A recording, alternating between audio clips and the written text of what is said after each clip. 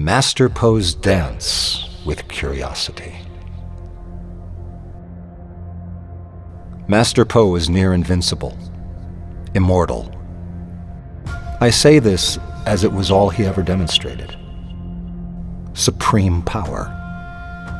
He did, however, carry a scar above his left eye exactly 1.5 inches long. Considering I had seen him destroy armies without as much as a scratch, it confused every student as to what was powerful enough to mark him for life. It was often a topic of conversation amongst the students, but never discussed once by the ruling priests and monks.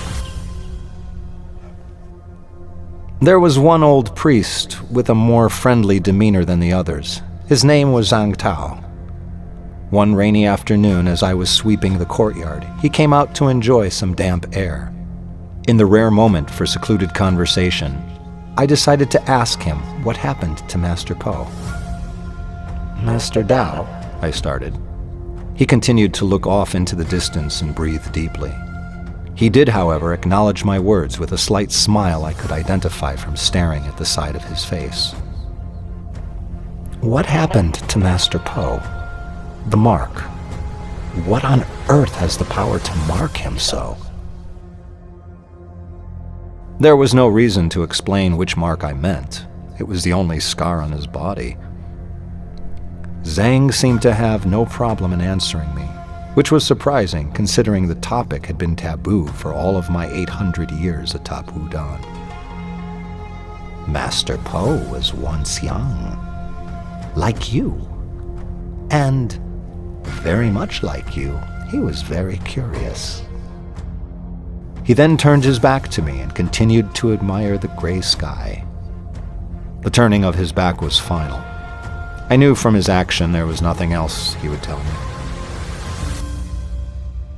"Like me," I thought. "Master Po? I don't understand." I decided I had to know more, and as I was likely to be severely reprimanded for asking any of the monks in the temple, I might as well gather the courage to ask Master Po himself.